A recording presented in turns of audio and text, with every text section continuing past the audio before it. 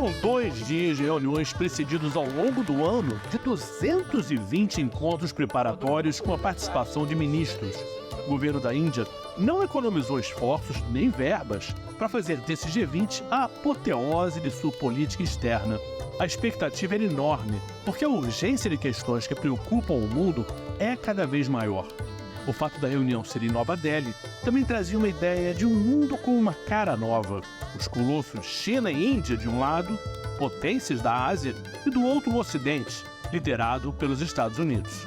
Aqui no G20, essa rivalidade, essa polêmica entre Ocidente de um lado e Sul global do outro, essa suposta decadência dos Estados Unidos e essas novas poderosas Índia e China, alguns dados são importantes. A população da Índia e da China, cada uma estão chegando a 1,5 bilhão de pessoas. Pobreza no caso da China, miséria no caso da Índia, ainda são questões bastante reais. São muitas bocas para se alimentar. Para se ter uma ideia, os americanos ainda têm uma renda per capita 6 vezes maior que os chineses. No caso da Índia, essa diferença é de 10 vezes mais. Como o líder chinês Xi Jinping não veio, mandou representantes, pois tem na Ásia uma grande rivalidade com a Índia, Narendra Modi ficou ainda mais à vontade para exercer o papel de líder do Sul global. Ainda que o crescimento da Índia esteja distante do realizado pela China, existe um outro lado que transcende o econômico. O governo americano tem cortejado o governo indiano como um aliado contra os chineses.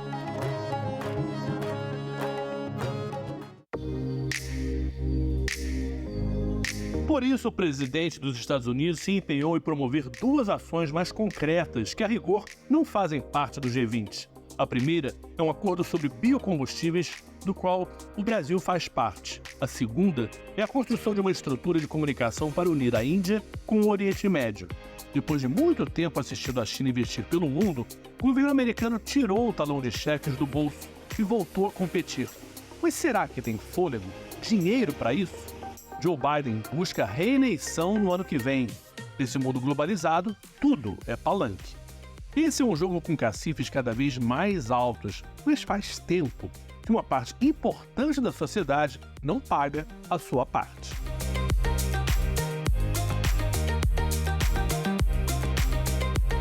Um estudo mostra que quem tem 50 milhões de dólares ou mais, quer dizer, pelo menos 250 milhões de reais, gente muito rica, paga pouco imposto. De cada 100 reais, eles pagariam só 4 reais, muito menos que qualquer alíquota de um assalariado. Isso está começando a incomodar bastante os governos, porque falta esse dinheiro no orçamento. E, além disso, é moralmente insustentável que quem ganhe mais, pague menos. Não faltam problemas no mundo: meio ambiente, desigualdade, reforma das instituições internacionais, dívida dos países mais pobres, insegurança alimentar, guerra na Ucrânia, entre vários outros. Mas esse G20 produziu poucas medidas concretas. De certa maneira, isso é normal. Isso também é um fórum de encontros bilaterais, que são importantes na costura das relações internacionais. Esse G20 aqui em Nova Delhi vai ser conhecido, no fim das contas, e depois de pagar as contas de uma reunião tão cara, como o G20 que se transformou no G21. Já que o convite para a União Africana fazer parte foi o que de mais substancial aconteceu. Um comunicado conjunto com 77 itens mostrou que quando se fala de muita coisa, na prática não se fala de nada. Só valeu mesmo para o primeiro-ministro da Índia, Narendra Modi, porque ele se mostrou como um grande líder mundial que vai ajudá-lo na eleição do ano que vem.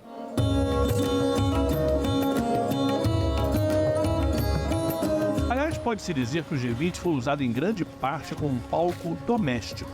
A imagem de Narendra Modi estava espalhada por toda parte. Ele disputa um 3º mandato consecutivo no ano que vem e tentou, e aparentemente conseguiu, sustentar sua popularidade com a promoção do G20. Se a economia, desemprego e um governo que descambou para o autoritarismo têm sido criticados, o investimento no G20 e num programa espacial que colocou uma nave na Lua serve para projetar uma ideia de progresso dessa nova Índia.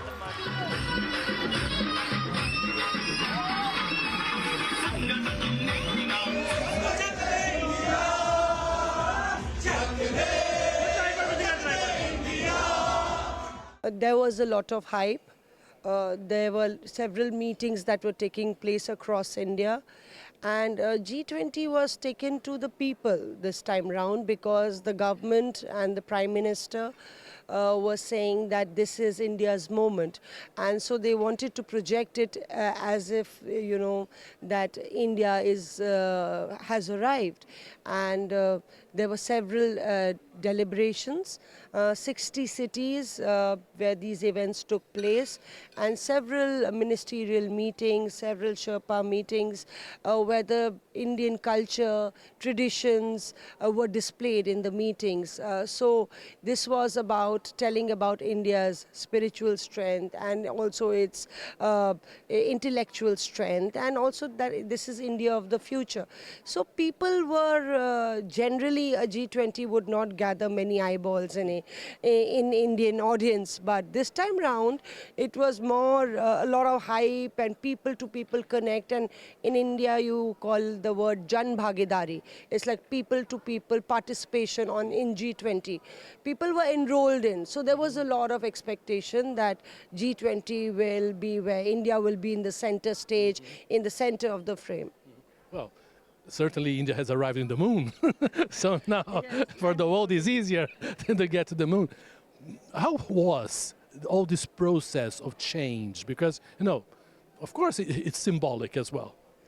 Of course it is symbolic, and with the landing on the moon coming close on the heels of G20, so there were two successful events that now the government can tell the people that yes, we are a confident nation, and this was not easy because there's rising inflation, the prices are high of daily products, and unemployment. And there are many challenges that the Indian economy is facing. And so there was this G20, which was like something to look forward to. It was full of hope and promise. And because G20 is majorly an economic forum, Indians were told that there could be something to look forward to. And perhaps, it's also about the sentiments. There's a positive sentiment created. Indians are a very optimistic lot. The next summit will be in Brazil. And of course, inequality is a big problem here as well. It's a democracy in Brazil, it's a democracy in India. Do you feel that both countries have something to go forward together? Of course, like Brazil and Indonesia, they're a part of the Troika, and we saw that even at the Rajghat, they were all together. Yes, there are things that India can pass on to Brazil and they can move forward. There are a lot of associations, historic connections, and also at present the interest is similar. So we are on the similar track. And if you see that the Indian officers also mentioned the fact that Brazil had a major role to play along with Indonesia as far as, getting this declaration specifically on the Ukraine and Ukraine front is concerned, getting the consensus building. So there is a lot of partnership, close partnership between India and Brazil. And I think that whatever is mentioned in the declaration somewhere, as Brazil has helped India, India would help Brazil in making it a success. One last question. Do you feel at the end that it was worth it? I think every effort is worth it, and if you don't try, how will you get there? So I think it's a new beginning. The African Union is added. There are certain major projects that have been announced. There is a movement as far as climate change is concerned, renewable energy, tripling renewable energy, the sustainable development, and also looking forward to getting the African Union in. You could represent a large chunk of the population of the world. So it is a very, very positive step. The declaration also gives many promises, and we are hopeful hopeful that Indians generally are hopeful that those promises will come true, because India is also plagued by similar kind of problems that the African Union and other developing nations are facing, and uplifting poverty to, providing employment to women-led development. All these projects, if you can deliver on them, perhaps we could have a changed future. Just one last question, because you're talking about this women. Brazil is very keen on changing that. President Lula said about this. How is it, the situation here? It is improving. When you think about when you were little and now that you're a woman, it has changed. It is changing.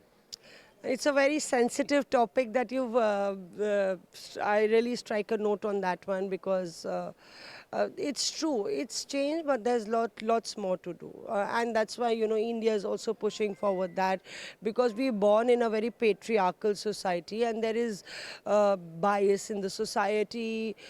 There's crime against women is always a huge issue in India. And somewhere, there is an attempt to change the education system, change the psychological bias against women and how they're treated as second-grade citizens in the country. So, and if I've arrived here as a journalist, I've suffered many biases as far as gender is concerned, and somewhere the perspective is changing. Indians, I think it starts from the beginning. It starts from your family. The psychological thinking has to change. Indian women are doing great. They are resilient, they are strong, and they're ambitious, and they're aggressive. So I think India would finally, get there. And I think that I'm happy that somewhere women have come into the entire declaration. But I hope it's just not tokenism, like it always is. It's not just a lot of speak and no walk the talk.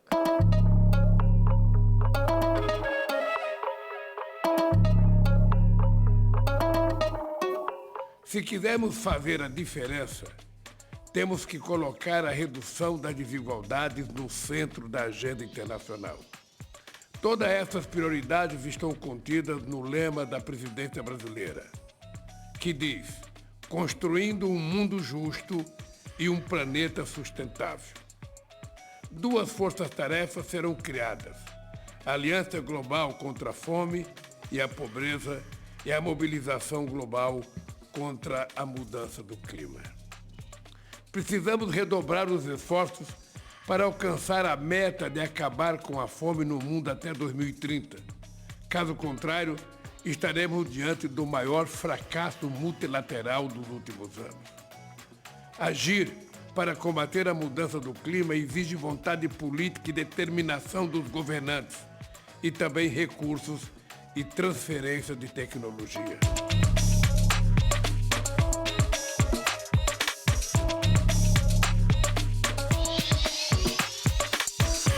Muito se comemorou por aqui que os líderes presentes conseguiram concordar com um comunicado final, algo que parecia improvável, particularmente em relação à guerra na Ucrânia. Mas uma linguagem mais amena, que não citou diretamente o nome da Rússia, como se precisasse. Foi uma vitória para Vladimir Putin e também para o primeiro-ministro indiano Narendra Modi.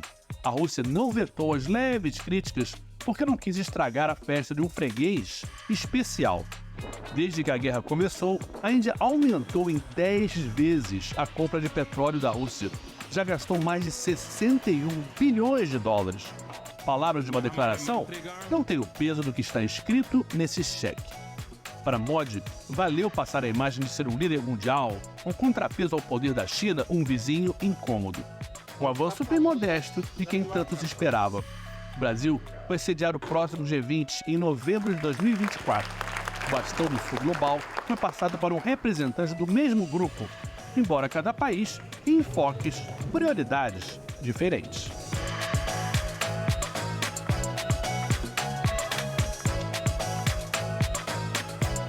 Eu penso que não é convencer o mundo rico. Eu penso que nós temos que convencer todos da humanidade de que não é possível conviver com a desigualdade tal como ela está colocada. No mundo em que nós temos conhecimento genético, nós temos conhecimento científico e tecnológico para produzir alimentos para toda a humanidade, Qual é a explicação de você ter 750 milhões de pessoas passando fome? Obviamente que é a falta de dinheiro para comprar. Obviamente que é a falta de dinheiro. É por isso que eu tenho obsessão pelo emprego, porque o emprego é a forma mais correta de você fazer uma justa distribuição de renda com o cidadão ganhando aquilo que ele for capaz de produzir com o seu suor, sabe? E com o seu esforço pessoal. Essa é a forma mais justa. Mas, ao mesmo tempo, nós temos que dividir o crescimento da economia. Quando o PIB cresce 10%, com quem fica esses 10% de crescimento? Quando cresce 3%, com quem fica? É preciso que a gente comece a distribuir um pouco desse crescimento para que as pessoas compreendam que o mundo vai ser menos violento. Nós vamos ter menos crime, vamos ter menos crime organizado, menos mortalidade infantil, menos analfabetismo, menos gente morando na rua. É simples de compreender isso. Na hora que você começa a fazer com que um pouco de dinheiro chegue na mão de todo mundo, muitas coisas que são normais hoje desaparecem. Nós já fizemos isso no Brasil. O Brasil não tinha mais criança pedindo esmola na rua. Você não via mais criança no semáforo pedindo dinheiro, pedindo comida. Isso voltou. Então, eu estou convencido que é um processo de convencimento. Essa conversa, quando eu tive com o Papa Francisco, nós discutimos muito isso. É preciso que você fique indignado, Uchoa. É preciso que vocês fiquem indignados. Ou seja, vocês têm que toda noite pensar, tudo bem, não é castigo nenhum, eu tenho que comer, tenho que tomar café, tenho que almoçar, mas o que eu posso fazer por aquele que não tem nada? Se a gente não se indignar, não acontece. Então a gente só vai mudar isso quando a gente criar uma consciência política na sociedade de que está errado. É pouca gente com muito dinheiro. Pouca gente. Nego gastando uma fortuna para tentar fazer um passeio na Lua, para ver se encontra um lugar para morar, fazer um condomínio lá. Enquanto a maioria procura como condomínio a sarjeta das grandes cidades. Então não está correto. É um debate difícil, mas é um debate que nós temos que fazer. Quando eu disse outro dia nos BRICS de que era preciso rediscutir a dívida dos países africanos, é porque os africanos devem quase 800 bilhões de dólares. Tá? Tem muita necessidade dos países fazerem obra de infraestrutura e não tem dinheiro. Olha, transformar a parte dessa dívida em obras. Ou seja, é difícil, é utopia. Mas se você não tiver um pouco de sonho, se você não tiver um pouco de esperança, se você não começar a discutir coisas que parecem impossíveis, sabe? Eu, sinceramente, achei que a gente não quer fazer o acordo que fizemos ontem, a iniciativa Biden, Modi, Lula, Argentina, sabe, de lançar um programa de biocombustível no mundo. Sabe? Isso para o Brasil é extremamente importante.